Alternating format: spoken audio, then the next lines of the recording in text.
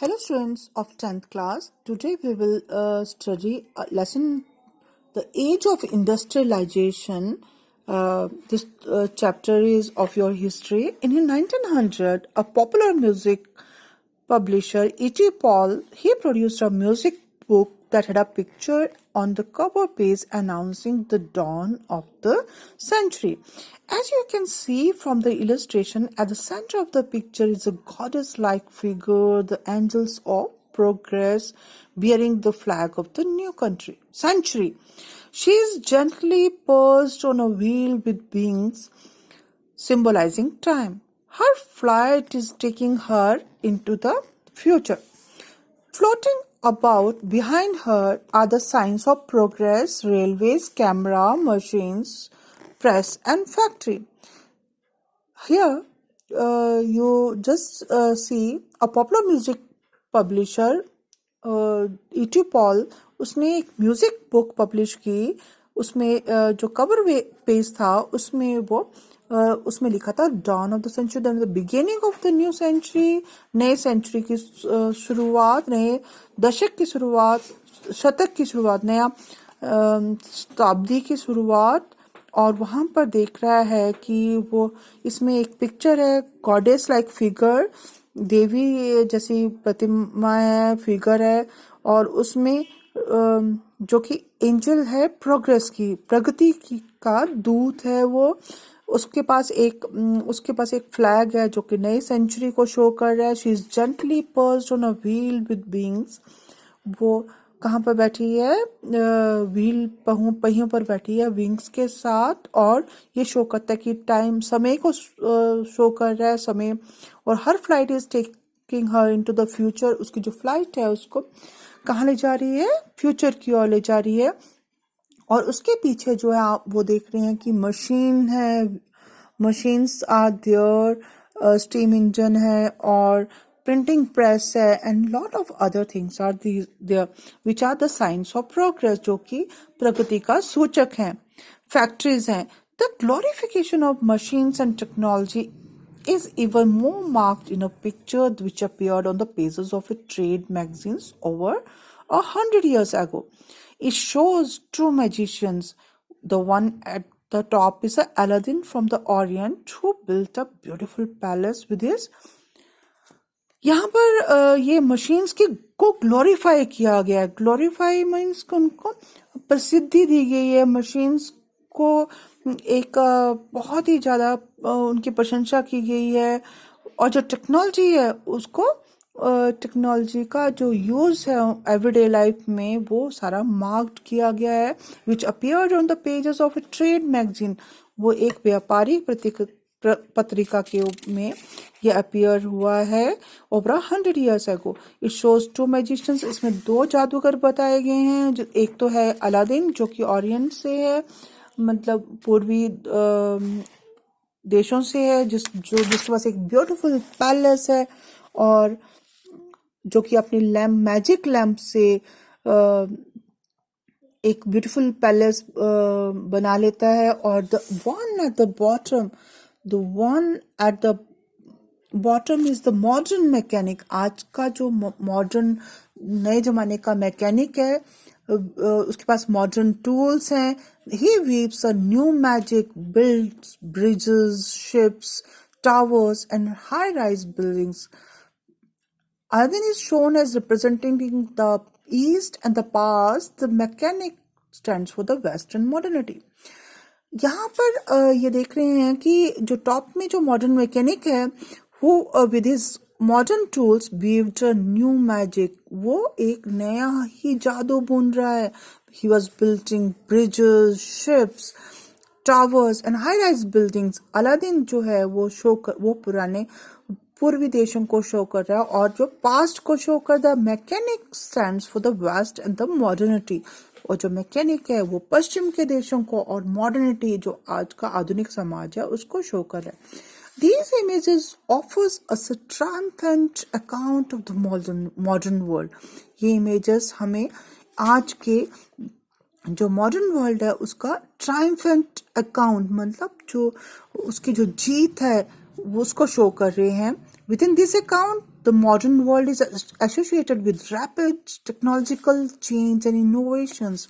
जो आज का जो आधुनिक समाज है, आधुनिक जो संसार है, उसमें बहुत ज़्यादा तेजी से प्रगति हो रही है, टेक्नोलॉजी बदल रही है, बहुत सारे इनोवेशंस हो रहे हैं, नई नई खोजें हो रही है, मशीन्स, फैक्ट्रीज, रेलवेज और स्टीम शिप्स भी इंट्रोड्यूस हो रहे हैं. द हिस्ट्री ऑफ इंडस्ट्रियलाइजेशन दस becomes simply a story of development. जो आज की जो इंडस्ट्रियलाइजेशन की जो हिस्ट्री है, that is simply a story of development, and the modern age appears as a wonderful time of technological progress.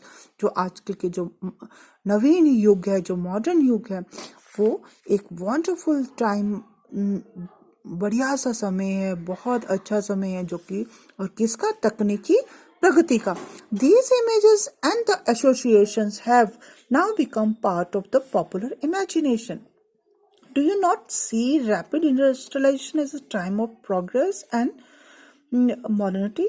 आपको लगता है कि जो ये बहुत जल्दी से जो औद्योगिकीकरण हो रहा है और प्रोग्रेस हो रही है, प्रगति, जो औद्योगिकीकरण है वो प्रोग्रेस, प्रगति और जो मॉडर्निटी का, आधुनिक समाज का ही एक उदाहरण है. Do you not think that the spread of railways and factories and construction of high-rise buildings and bridges is a sign of society's development? समाज की जो प्रगति के लिए, प्रगति के का एक साइन है, चिन्ह है ये सब. Construction of high rise buildings and railways and factories. How have these images developed, and how do we relate to these ideas? Is industrialization always based on rapid technological development? Can we today continue to glorify continuous mechanization of all works? What does industrialization means to the people's life? हम इन प्रश्नों के उत्तर इस lesson में ढूंढेंगे कि कैसे हम जो ये इमेजेस डेवलप हुई और हम इनको कैसे रिलेट कर सकते हैं इंडस्ट्रियलाइजेशन के लिए. और इंडस्ट्रियलाइजेशन हमेशा एकदम से जो फास्ट टेक्नोलॉजिकल डेवलपमेंट होती है, टेक्निक में जो डेवलपमेंट होती है, तकनीकी जो प्रगति है, उसके साथ इंडस्ट्रियलाइजेशन भी जुड़ा हुआ है, औद्योगिकरण भी जुड़ा हुआ है. और इसको हम ग्लोरीफाई कैसे कर सकते हैं, तो ये हम इस चैप्टर में पढ़ेंगे. और आप सबको ऐसे ज्ञात ही है कि इंडस्ट्रियल रेवोल्यूशन जब हुई थी, औद्योगिक क्रांति जो ब्रिटेन में शुरू हुई, तो उसके साथ हम कैसे एसोसिएट कर सकते हैं, तो ये हम अभी पढ़ेंगे. All too often we associate industrialization with the growth of factory industry. When we talk of industrial production, we refer to factory production. When we talk of industrial workers, we mean factory workers. History of industrialization very often begins with the setting up of first factories.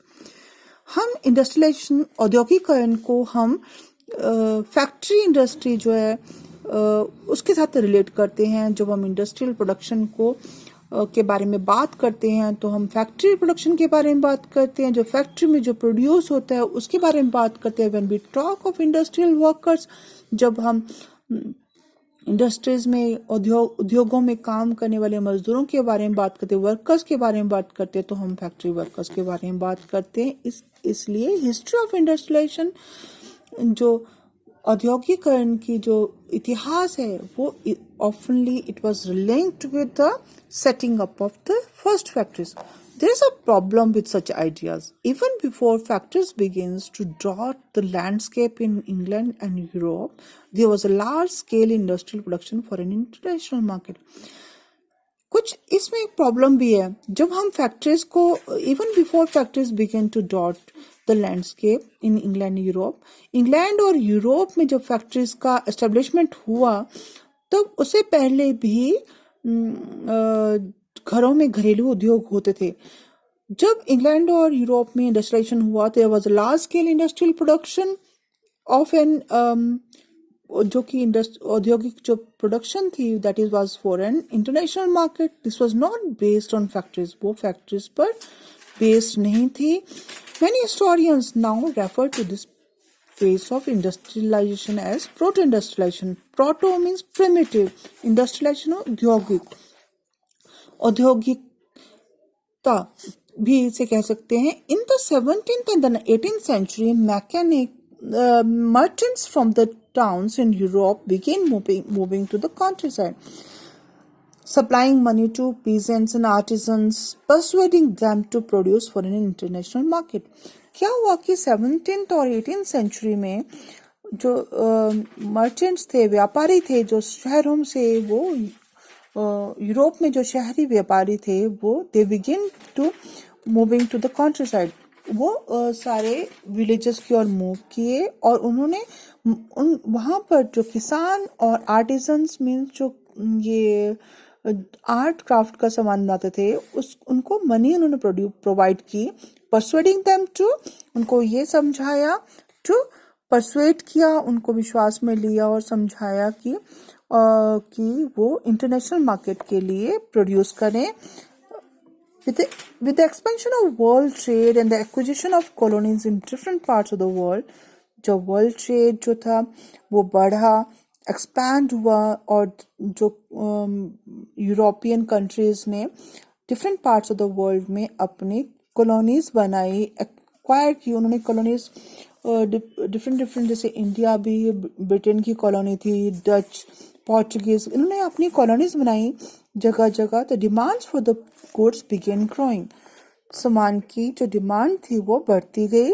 But merchants could not expand production within towns. This was because here urban crafts and trade guilds were powerful.